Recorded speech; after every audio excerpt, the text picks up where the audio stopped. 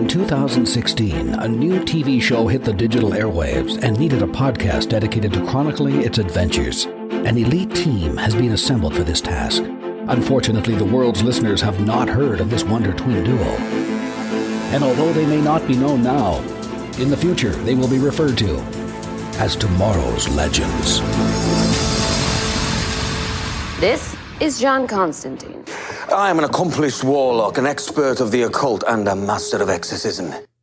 Hello, Legendaires. Welcome back to the bonus episodes of Tomorrow's Legends. I am Harley Quinn, and I am finally bringing you my continued reactions to the live-action Constantine series. And today, I have finally watched episode 11 of the series, A Whole World Out There. So sorry for the long break. Just had a lot going on. There's been a lot of podcasting going on, which is always awesome, but I have had less and less time to catch up on my favorite side project, which is finishing out the series for John Constantine. So here we are. I'm going to get into my reaction for this episode in a minute, but as I realize, I may be having more time off. So, and I guess, the sky's the limit with this, aside from the fact there's only a limited amount of Constantine source material, aside from, comic books, of course, which I will not delve into. I've read a few, but not as like a podcast review kind of thing. But maybe I'll find a way. The CW, I know, has re-released Constantine's stuff on their CW Seed app for free again.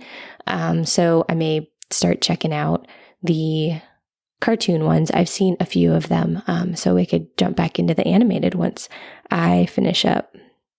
So I'm going to jump into my reaction for this episode. I thought it was very interesting, a good take on kind of like a seance. Normally, it's the spirit or consciousness of another person that visits the people, not the people conducting the seance being transported to another realm, apparently populated by the ghosts of past lost characters, which was fun. I love this actor. I'm probably going to butcher his last name, but it's William Mapother. I'm not sure, but I love him. It's always so fun. Every time he pops up, he plays just such a great villain. And I love seeing him on, he's been on so many shows. I'm pretty sure he's been on Supergirl. I know he is obviously on Constantine. I believe he was in Heroes for a while. So he's, he kind of gets around. He's a very well-known character actor. So it's always just really fun to see him.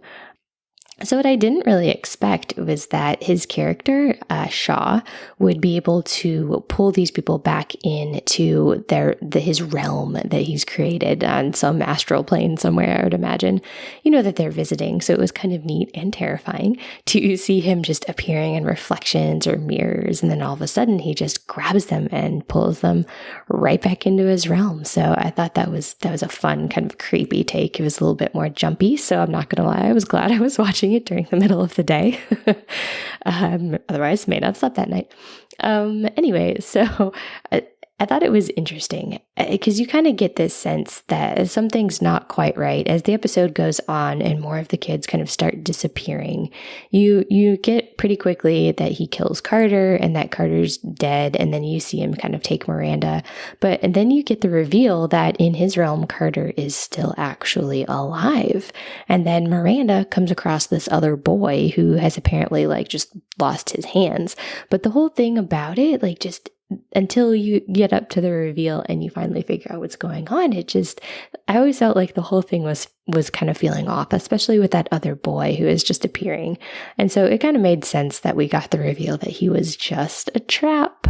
He was just there to kind of make them feel safe and secure. And then boom, Shaw, turns up. So another interesting tidbit, I liked that even though that their consciousness was traveling, their bodies were basically still going to suffer the same fate on both planes. So kind of that whole thing that if you die in your dreams, you die in real life. I don't really know how true that is. I don't know that I've ever died in a dream per se, but yeah, it was a good spin on that. And I very much enjoyed that. So it was kind of weird. So we got this sense throughout the episode that even though he was only starting with pulling the people from the seance back into his realm, Richie, Jeremy Davies, of course, who I love, was convinced that he was going to start doing something more and that his reach was going to go beyond just these kids and that he was going to start taking more and more people because, the looming darkness, the whatever that is coming, that I will hopefully figure out all more about that once we get towards the end here. He was convinced that that was going to allow Shaw himself to be able to just reach out at will instead of only for the people that kind of broke into his plane using, this ritual that he had been conducting research on, which that in and of itself was kind of a fascinating take. I mean, we find out that Richie was basically using Shaw's research as part of his own way to learn how to preserve human consciousness inside of a machine, not necessarily on another plane, but it was still a very fascinating take. I liked how they kind of melded the traditional sci-fi, how do you live forever basically inside of a machine with this very spiritual world of John Constantine. So I thought that was fun, and I really enjoyed that take on a kind of typical sci-fi trope, if you will. Another thing that struck me was that this was actually almost a version of the short story, The Most Dangerous Game. And it's always fascinating to me, that story, ever since I was, quote, forced to read it in elementary school. But it's very fascinating to me, the whole concept of it, and it just makes you take a step back and think. And so I liked that it was Shaw. He was bringing them to his house, quote unquote, basically just to hunt them down and kill them for his own sport. I mean, but the key thing I think about this, and maybe it was in the short story, I haven't read it in so long, I don't quite remember all the details, but, in this version, the game is very much always rigged. Shaw employs different traps. He puts dead ends in his, quote, house. He has this boy who tries to make them feel comfortable, and then all of a sudden, he's there and he kills them. But then he just keeps bringing them back to life, and he starts the game over and over again. So it was pretty dark, but I thought that was an interesting take on a story that most people know quite well. And then the last thing I kind of wanted to talk about was, in the end, I really loved that Richie finally kind of overpowers Shaw. I mean, he's been doing all of his research. He seems to be a little bit more of an altruistic character.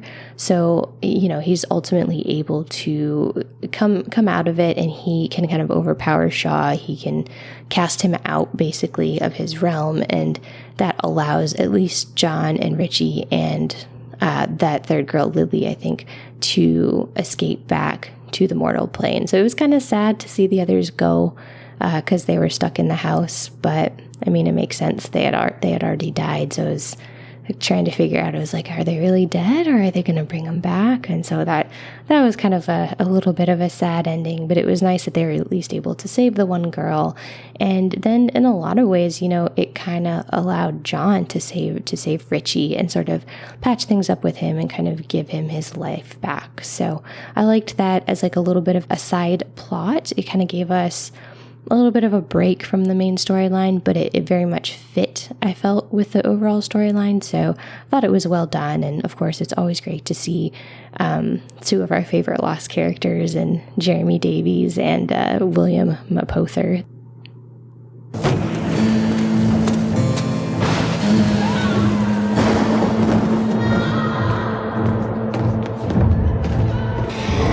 And for you dead.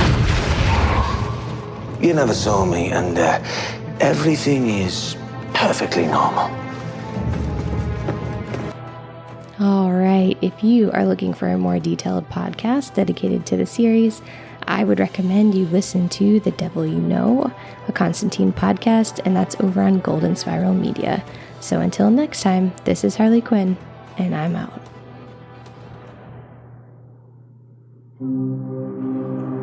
Tomorrow's Legends is not affiliated with CBS, Warner Brothers, or the CW. We're a fan-made podcast for entertainment purposes only and are part of the Cybercast Network.